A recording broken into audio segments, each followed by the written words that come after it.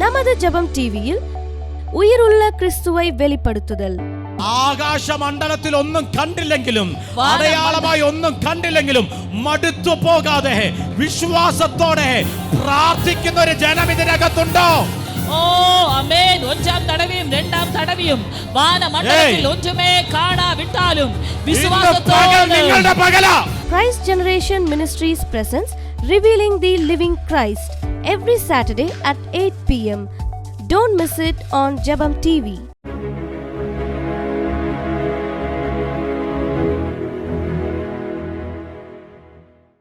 Hallelujah.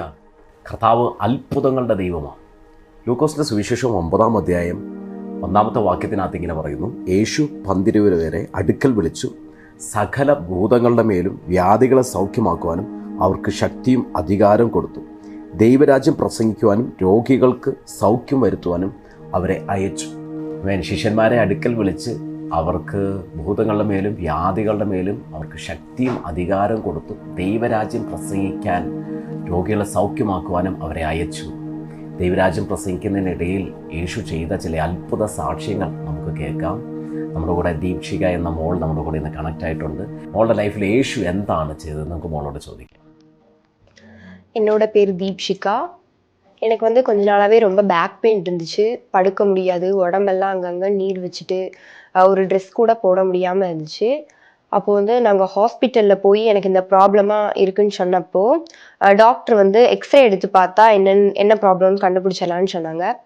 எக்ஸ்ரேவும் report எடுத்ததுக்கப்புறம் எனக்கு நடுவில் உள்ள எலும்பு வளைஞ்சிருந்துச்சு.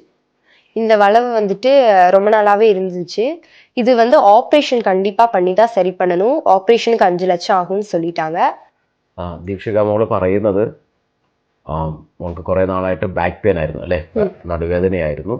നടുവേദന ദിവസം ബോഡി നീര് വെക്കുമായിരുന്നു. ഉറങ്ങാൻ പറ്റത്തില്ല അല്ലേ, നേരെ കിടക്കാൻ പറ്റത്തില്ല. അപ്പം എങ്ങനെ മോളെങ്ങനെ കട്ടിലെ നേരെ സ്ട്രെയിറ്റ് ആയിട്ട് കിടക്കാൻ പറ്റത്തില്ലേ? எப்படியுமே படுக்க முடியாது. ஸ்ட்ரெயிட்டா சரிஞ்சு படுத்தாலுமே படுக்க முடியாது. ഒരു രീതിയിലും കട്ടിലേ കിടക്കാൻ പറ്റത്തില്ല. സ്ട്രെയിറ്റ് ആയിട്ടും കിടക്കാൻ പറ്റത്തില്ല, ചെരിഞ്ഞ് കിടക്കാൻ പറ്റത്തില്ല. എന്നാൽ കട്ടിലേ കിടക്കുമ്പോൾ നമുക്ക് പെയിൻ ആകുക, വേദനയായിരിക്കും. നമ്മൾ പറയുന്നത് കട്ടിലേ കിടക്കുന്ന സമയത്ത് നമുക്ക് എങ്ങനെ കിടന്നാലും വേദനയായിരിക്കും. നമ്മളൊരു സൈഡിലേക്ക് ചെരിഞ്ഞായിരിക്കും. சைடு நட்டல் இப்போ வளையும் போது நானும் இப்படியே வளைஞ்சிட்டே போனேன். என்னால் ஒரு ட்ரெஸ் கூட வெளியில் போட முடியாது. யூனிஃபார்ம் போட்டாலும் ஸ்கூலுக்கு அதுக்கு மேலே ஸ்வெட்ரு போட்டு அதை மறைச்சிட்டு தான் போவேன் எப்போயுமே. വേറെ എന്തൊക്കെ മോൾക്ക് പറ്റത്തില്ല? വേറെ എന്തെങ്കിലും?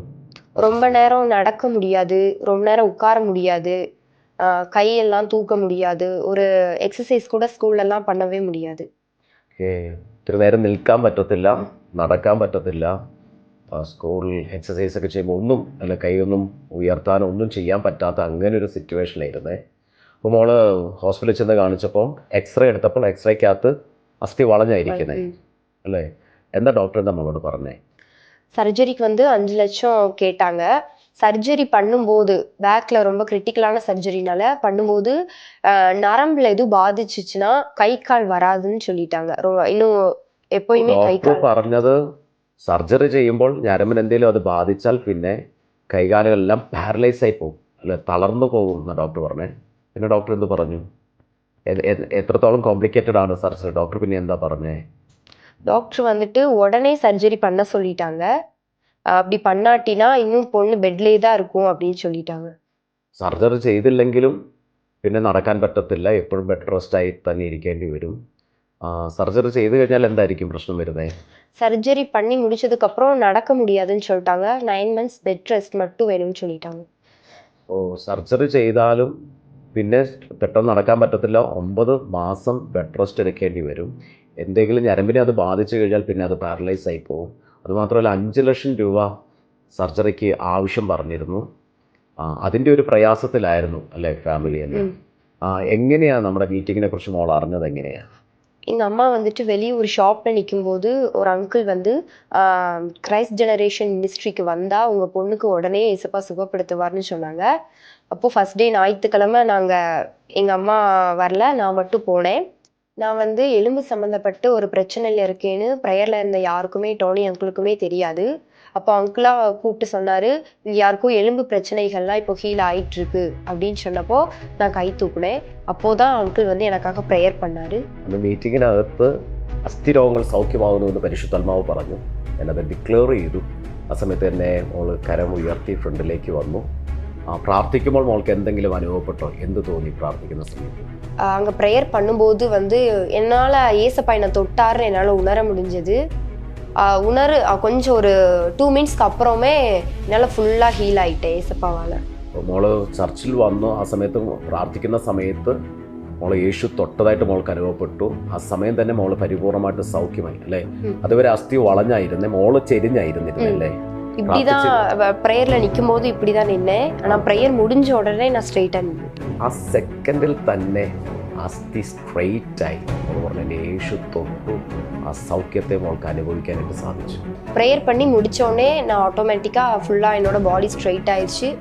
அப்போவுமே நாங்கள் போய் எக்ஸ்ரே எடுத்து பார்த்தப்போ ஆப்ரேஷனுக்கு ஒன்றுமே வேண்டாம், ஃபுல்லாக உங்கள் பிள்ளை சுகமாயிட்டான்னு சொல்லிட்டாங்க. മോളെ ആദ്യത്തെ എക്സ്റേ റിപ്പോർട്ട് മോളുടെ കയ്യിലുണ്ട് അല്ലേ? അതിനകത്ത് എങ്ങനെയാ എക്സ്റേ റിപ്പോർട്ട് എങ്ങനെയാ ഇരിക്കുന്നത്?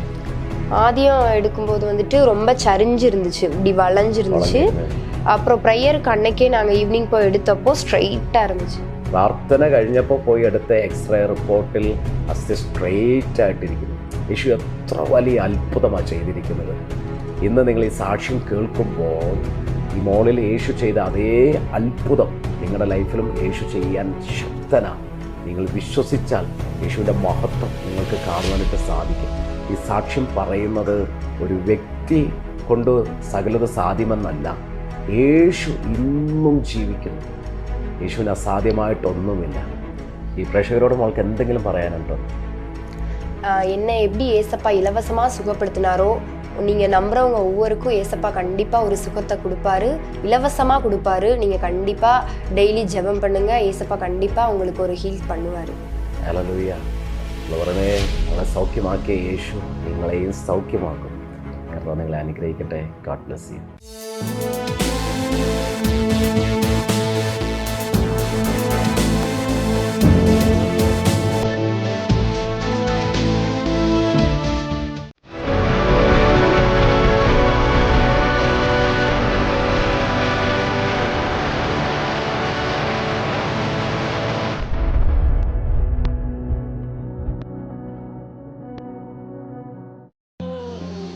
ആരേക്ക് മേൽ ആത്മാവിന്റെ അധികമായി നിറവിന്ന് പകൽ വെളിപ്പെടുകയാ. ஓ இந்த பிற்பகல் யார் மீதெல்லாமோ ஆவியானவருடைய பகிர்வு அதிகமாக வெளிப்படுகிறது.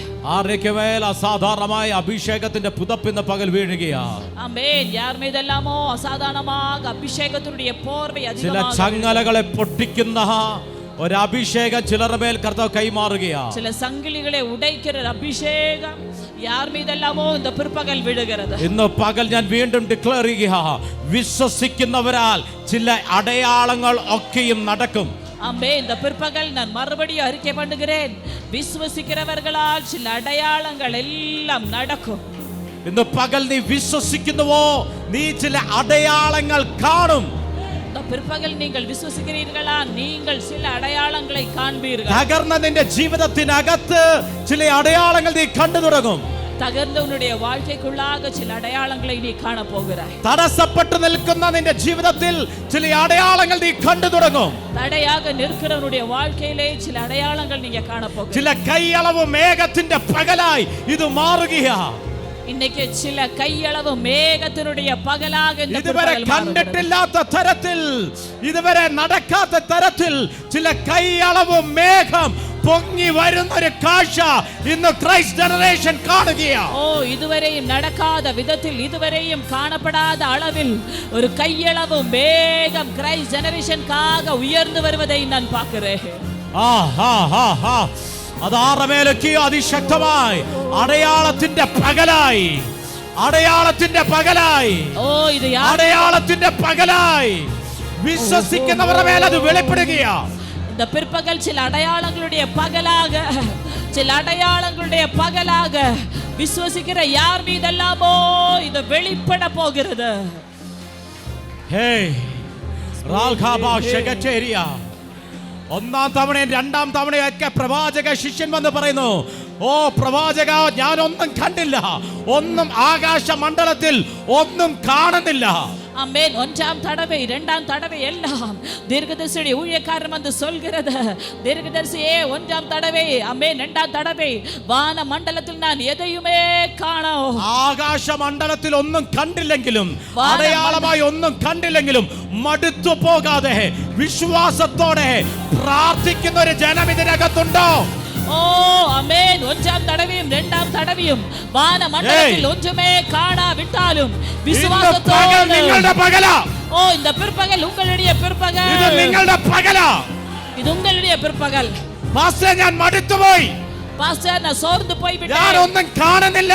ഞാൻ എതുമേ കാണവില്ല. ഞാൻ ഒരു അടയാളം കാണുന്നില്ല. ഞാൻ എന്ത് അടയാളത്തെയും കാണവില്ല. എനിക്ക് എപ്പോൾ വിടുതൽ കിട്ടുമെന്നാ ഞാൻ ചോദിച്ചേ. എനിക്ക് എപ്പോൾ വിടുതൽ എന്താ ഞാൻ കേട്ടേ. എപ്പോൾ മാറ്റം വരുമെന്നൊരു ചോദ്യം എന്റെ മുമ്പിൽ നിൽക്കുന്നു. എപ്പോഴത്തെ മാറ്റം എന്നതാണ് ഒരു കേൾവിതാ. എപ്പോൾ ഒരു അത്ഭുതം എനിക്ക് വേണ്ടി സ്വർഗ്ഗം ചെയ്യും.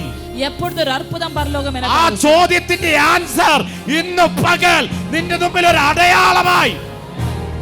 ஓ அந்த கேள்வியினுடைய பதில் இந்த பிற்பகல் உங்களுக்கு முன்பதாக ஒரு அடையாளம் போல அது வெளிப்படுகையா. ஒரு அடையாளம் போல அது வெளிப்படுது. ആരുടെ മുമ്പിലാ? யாருடைய முன்னாடி? മടുത്തു പോകാതെ ഇന്ന് പകലും കാത്തിരിക്കുന്ന ഒരു ജനറേഷൻ ഇതിനകത്തുണ്ടെങ്കിൽ, ആമേൻ, സോർந்து போகாமல் காத்திருக்கிற ஒரு தலைமுறை இதுக்குள்ள இருக்கிறது என்று சொன்னால்,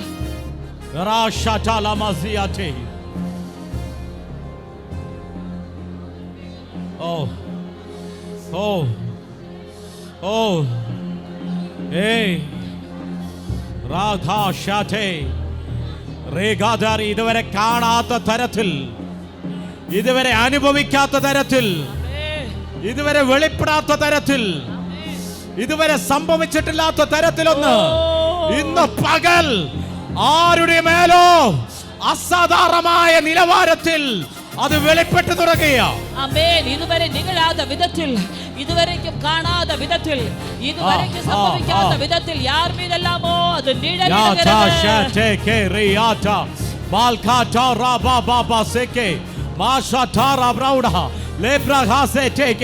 Argal Prouda Tege, Masa Tege Rege, Amdal Prouda Thare, Shake Tege Shade, Arbatala Hase, Tege Shadal Prouda, Amdal Prouda There, Shake Tere Hashe, Arbatara Hashe, Arbalada Ragade, Amdal Shake Tege, Reba Shadal Prouda, Alpa Tege Shade Rege, Azza Tege, Ramdalaga Sekete, അന്യഭാഷകൾ പ്രതികരിച്ചു തുടങ്ങിയാട്ടെ.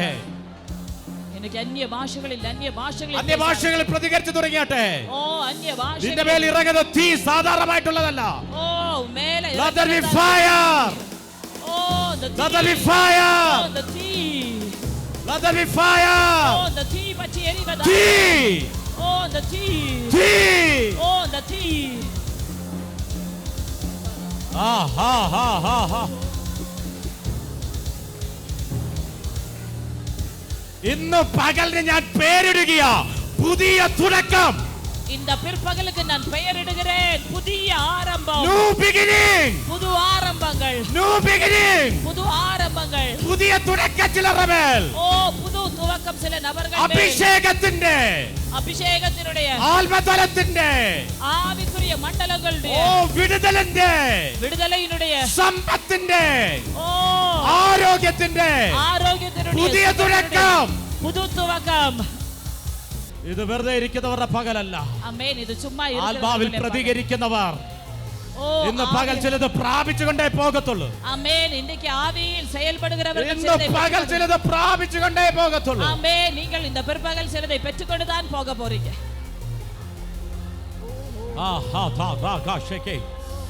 ആറുമേൽ ഒരു ഉണർവിന്റെ തീ കത്തുന്നല്ലോ ഇന്ന് പകൽ. ഓ യാർ മീതെല്ലാമോ ഒരു എഴുപ്പുതലുடைய അഗ്നി പറ്റി എരിയുന്നു. ഉണർവിന്റെ തീ കത്തുന്നല്ലോ ആറുമേലൊക്കെ. ഒരു എഴുപ്പുതലുடைய അഗ്നി. അസാധാരണമായ തീ, അഭിഷേകത്തിന്റെ തീ ഈ ഹോളിൽ അസാധാരണമായി വെളിപ്പെടുന്ന പകലാ. ആമേൻ. ഒരു എഴുപ്പുതലുடைய അഗ്നി ആമേൻ അസാധാരണമാകുന്ന ഹോളുക്കുൾ വെളിപ്പെടുகிற ഒരു പകൽ ഇത്. ആശാചാല പ്രൗഢ തേഗ ശാന്തൽ പ്രൗഢ തേഗ അർബചാര രേഗ ശാന്തൽ പ്രൗഢ ധാര അർഗ തേഗ ശാന്തൽ പ്രൗഢ ധാര തേഗ അർബചാര രേഗ ശഗദൽ പ്രൗഢ ധാര അർഗ ചാഗ ശഗദ രേഗ ധരഗ ശംദേ അർബ തേഗ ശഗദൽ പ്രൗഢ ധാര തേഗ Arba lagada dhiraga shagada lagada rigada dhirabal amde. ഭാഷകൾ മാറട്ടെ, ഭാഷകൾ മാറട്ടെ. സഭ പ്രാർത്ഥിച്ചേ, സഭ പ്രാർത്ഥിച്ചേ, സഭ പ്രാർത്ഥിച്ചേ, അഭിഷേകത്തോടെ പ്രാർത്ഥിച്ചേ. ഈ വർഷത്തെ വാഗ്ദത്തം ഡിക്ലെയർ ചെയ്യാൻ ഞാൻ ഒരിക്കൽ കൂടി Arising to the ownership. ഉടമസ്ഥതയിലേക്ക് എഴുന്നേറ്റേ സഭ, സഭ ഉടമസ്ഥതയിലേക്ക് എഴുന്നേറ്റേ. ഓണർഷിപ്പ് വെളിപ്പെടട്ടെ, ഉടമസ്ഥത വെളിപ്പെടട്ടെ, ഉടമസ്ഥത വെളിപ്പെടട്ടെ. ആത്മീക വരങ്ങളുടെ, അഭിഷേകത്തിന്റെ, ലാറ്റുകളുടെ, വസ്തുക്കളുടെ ഉടമസ്ഥത ഓപ്പൺ ആകട്ടെ.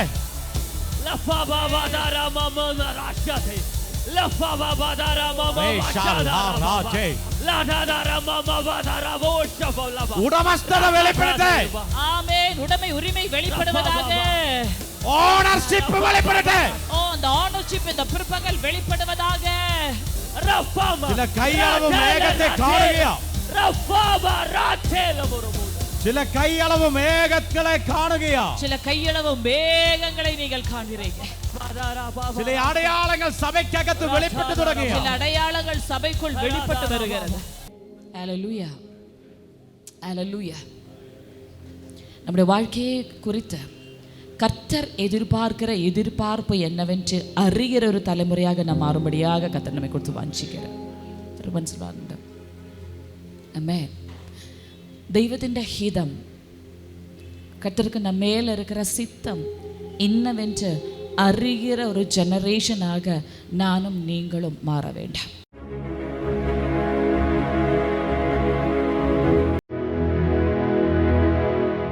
നമ്മുടെ കർത്താവായ യേശുക്രിസ്തുവിന്റെ നാമത്തിൽ എല്ലാവർക്കും ഒരിക്കൽ കൂടെ സ്നേഹവന്ദനം.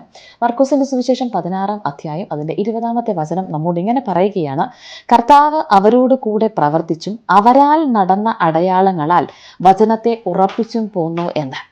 ഇന്ന് ഈ അത്ഭുത സാക്ഷ്യം കേൾക്കുന്ന ദൈവമക്കൾ അമ്മേൻ എത്ര പേർ ഉറച്ചു വിശ്വസിക്കുന്നുണ്ട് ഇന്നും നമ്മുടെ കർത്താവായ യേശുക്രിസ്തു ജീവിക്കുന്ന ദൈവമാകുന്നത് കൊണ്ട് അത്ഭുതങ്ങളാലും അടയാളങ്ങളാലും വചനത്തെ ഉറപ്പിക്കുന്ന കർത്താവാണെന്ന്.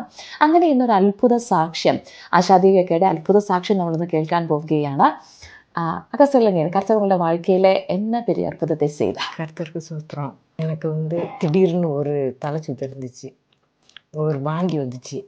அப்போ என்ன செய்யறதுன்னு எனக்கு தெரியாமல் വീട്ടിൽ யாருமே இல்லை. എത്ര നാൾ എപ്പടി നിങ്ങൾക്ക് 6 നാൾ ഇരുந்துச்சு വീട്ടിലേயே. ഓക്കെ. ഒക്കെ പറയുന്നത് 6 ദിവസമായിട്ട് നിരന്തരമായിട്ട് ഒക്കെയൊക്കെ ഛർദിലും ശാരീരികമായ ബുദ്ധിമുട്ടും എല്ലാം അനുഭവിച്ചുകൊണ്ടിരിക്കുകയായിരുന്നു. அப்புறம் அக்கா எனக்கு எந்திரிச்சு நடக்க முடியாது, ஊந்து தான் போவேன்.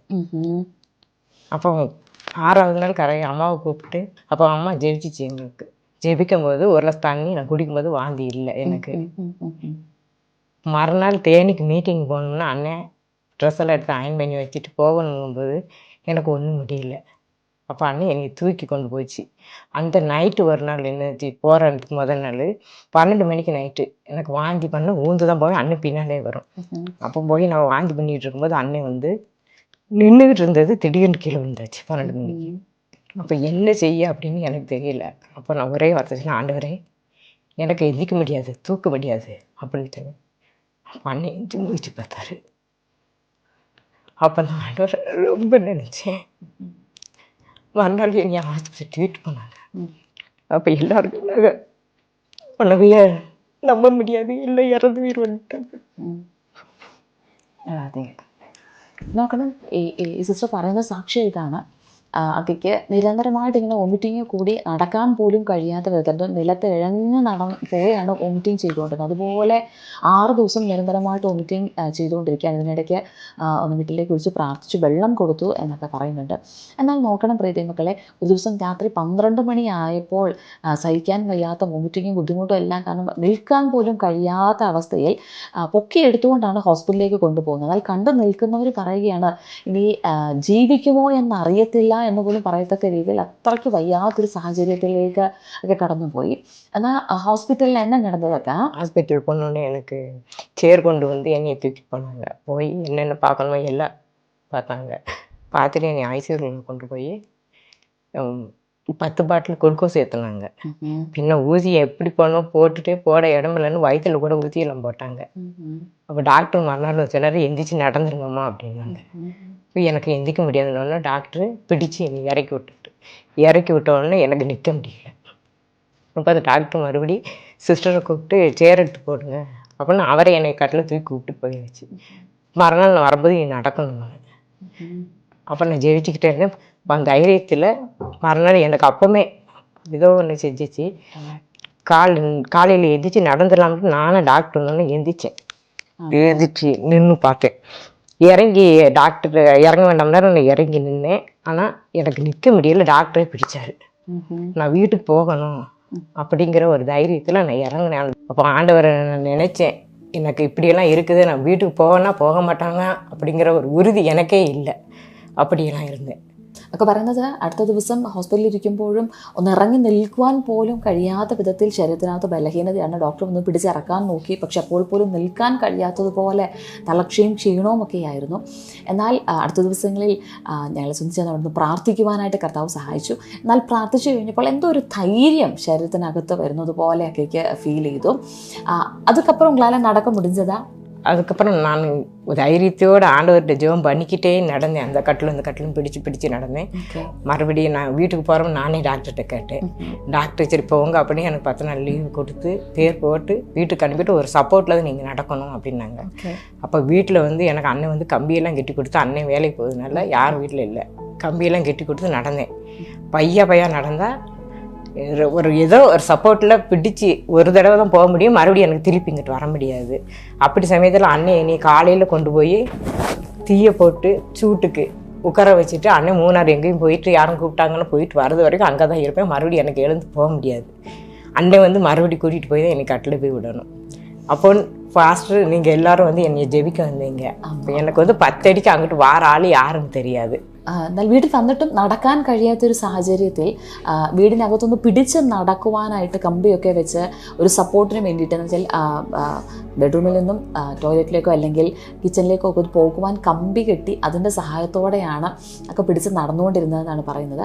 എന്നാൽ അടുത്ത ദിവസം ഞങ്ങൾ അദൃശ്യമായിട്ട് ഒന്നുകൂടെ കണ്ട് പ്രാർത്ഥിക്കാനായിട്ട് ചെല്ലുമ്പോൾ ഞങ്ങൾ കാണുന്ന കാഴ്ച ഇതാണ്. കമ്പിയിൽ പിടിച്ച് മാത്രം നടക്കാൻ കഴിയുന്ന ഒരവസ്ഥ. അപ്പോൾ എന്നെ நடந்துச்சு. யார் வந்தாலும் கூட எனக்கு தெரியாது. ஆனால் வார அந்த கலருக்கு மாத்திரம் தெரியும் எனக்கு. ஆனால் நீங்கள் வந்தபோது கூட நான் பார்த்துக்கிட்டே இருக்கேன். கலராக வராங்க. ஆனால் யார் வராங்கன்னு எனக்கு தெரியல. பக்கத்தில் வந்தும் கூட உங்களை நான் தெரியல. ஆனால் நீங்கள் வந்து பேச்சு கொடுத்த உங்கள் குரலை பார்த்து தான் நான் இது பாஸ்டர் വന്നിരിക്കാറാന്ന് ഞാൻ കേട്ടேன். നോക്കണം പ്രിയ ദൈവമക്കളെ, ആ സമയത്ത് ഇത്രയധികം ശാരീരിക ബുദ്ധിമുട്ടാണ്. അക്കയ്ക്ക് ദൂരത്തുനിന്ന് വരുമ്പോൾ ആരാണെന്ന് ആളുകളെ ഐഡൻറ്റിഫൈ പോലും ചെയ്യാൻ കഴിയാത്തത്ര ബുദ്ധിമുട്ട്. കളറുകൾ മാത്രം തിരിച്ചറിയാൻ കഴിയും. ഞങ്ങൾ അടുത്ത് ചെല്ലുമ്പോൾ പോലും ഞങ്ങൾ ആരാണെന്ന് മനസ്സിലാകുന്നില്ല. അതുമാത്രമല്ല, ശബ്ദം കൊണ്ടാണ് പാസ്റ്റാണ് വന്നിരിക്കുന്നതെന്ന് ഐഡൻറ്റിഫൈ ചെയ്യാൻ കഴിയത്തുള്ളൂ. അത്രയും ഒരു ഏറ്റവും മോശമായൊരു സാഹചര്യത്തിലാണ് ഞങ്ങളൊക്കെ കാണുന്നത് ആ സമയത്ത്. അപ്പോൾ എല്ലാവരും வந்து ஜெயிச்சிங்க. இப்போ மறுநாள் நான் சொன்னேன், எனக்கு இப்போ நல்லா இருக்குது, நான் எந்திரிச்சு நானாக நடந்துருவேன் அப்படின்னு. அப்போ அண்ணன் சொன்னார், சரி முடிஞ்சால் நீ நடந்து வரு அப்படின்னு. இப்போ பையா எனக்கு நீங்கள் வந்து ஜெயிச்சு போன பிறகே நான் பைய சிவரை பிடிச்சி நான் நடக்க தொடங்கிட்டு அப்போ என்னைய சொன்னாங்க 5 மாதம் ஆகும் சர்ச்சுக்கு வர அப்படின்னு. எனக்கு ஒரு ஆர்வம், நான் போகணும் சர்ச்சுக்கு, என்னை எப்படி தூக்கினாலும் போங்க அப்படிங்கிற நிலைமையில் நான் சொல்லிக்கிட்டு இருந்தேன்.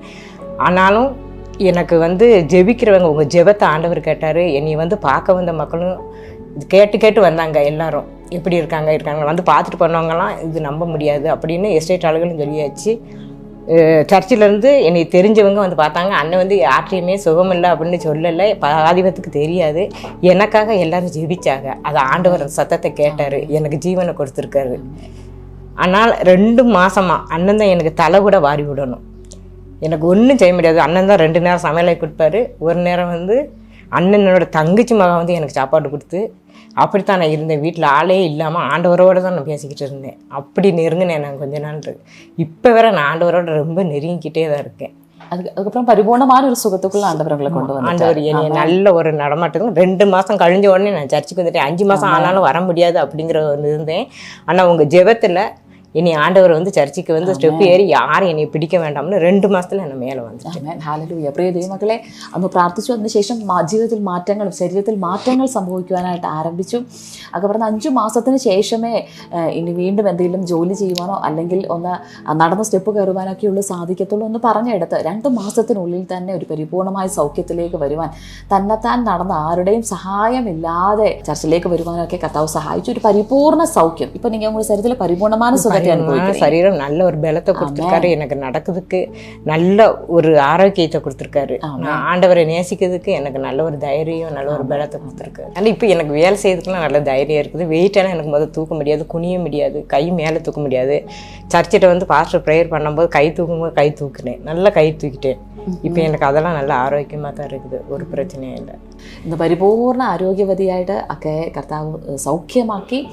ഈ യേശു നിങ്ങളുടെ ജീവിതത്തിലകത്തും നിങ്ങളുടെ ഏത് ബലഹീനതയും നിങ്ങളെയും സൗഖ്യമാക്കും. നിങ്ങളുടെ ജീവിതത്തിലും അത്ഭുതങ്ങളും അടയാളങ്ങളും ചെയ്യുവാൻ ഈ യേശു ശക്തനാ. இந்த சாட்சியத்தை கேட்குற ஒவ்வொரு நபர்கிட்ட நீங்கள் என்ன சொல்ல விரும்புகிறீங்க? நான் என்ன சொல்லுவேன்னா, ஆண்டவரை தெரியாதவங்க எல்லாரும் இன்னும் தெரிஞ்சுக்கிறணும். நான் அவ்வளோ ஒரு சுகத்தில் நான் ஆகிட்டேன், எனக்கு நல்ல ஒரு பலத்தில் என்னை ஆரோக்கியமாக வச்சுருக்காரு ஆண்டவர். அதற்காக ஆண்டவருக்கு நான் நன்றி சொல்லுதேன். அதே போல் இருக்கிற தெரியாத மக்கள்லாம் இன்னும் தெரியட்டும். நான் என்ன மாதிரியே எல்லா மக்களும் தெரிஞ்சு இவங்களை சுகமாக்குனது போல் எங்களையும் சுகமில்லாதவர்களும் சுகமாக்குவார் என்று தெரிஞ்சு வரணும். ആമേൻ. ഒക്കെ പറഞ്ഞത് ഇതാണ്. ഇതുപോലെ യേശുവിനെ അറിയാത്ത ഒത്തിരി പേര്, യേശു സൗഖ്യദായകനാണ്, യേശുവിനെ വിടുവിക്കാൻ കഴിയും എന്നറിയാത്ത ഒത്തിരി ജനങ്ങൾ ഇവർ നിശ്ചയമായും യേശുക്രിസ്തുവിനെ അറിയണം, യേശുക്രിസ്തുവിൻ്റെ വിടുതൽ അവരുടെ ജീവിതത്തിലും അനുഭവിക്കണമെന്ന്. പ്രിയ ദൈവമക്കളെ, നിങ്ങൾ എത്ര പേർ ഈ യേശുക്രിസ്തുവിന് നിങ്ങളുടെ ജീവിതത്തിലും അത്ഭുതം ചെയ്യാൻ കഴിയുമെന്ന് വിശ്വസിക്കുന്നു? ഈ സാക്ഷ്യത്തിലൂടെ നിങ്ങളുടെ ജീവിതത്തിൽ യേശു അത്ഭുതം ചെയ്യുവാൻ നിങ്ങൾ ഇത്രമാത്രം ചെയ്താൽ മതി. യേശുക്രിസ്തുവിൽ വിശ്വസിക്കുക, നിശ്ചയമായും നിങ്ങൾ മറ്റൊരു സാക്ഷിയായിട്ട് മാറും. God bless you.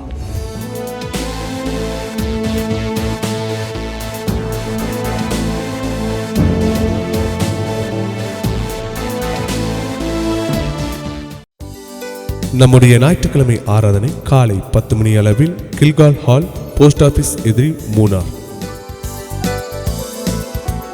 நம்முடைய ஜூம் மீட்டிங் எல்லா ஞாயிற்றுக்கிழமைகளிலும் காலை 7:30 மணி அளவிலும் எல்லா வெள்ளிக்கிழமைகளிலும் மாலை 6:30 மணி அளவிலும் நடைபெறும். கர்த்தர் செய்த அற்புத சாட்சிகளும் ஆசீர்வதிக்கப்பட்ட வார்த்தைகளும் உங்களுக்கு கிடைக்க கிரைஸ்ட் ஜெனரேஷன் மினிஸ்ட்ரீஸ் என்ற எங்களுடைய யூடியூப் சேனல் சப்ஸ்கிரைப் செய்யவும்.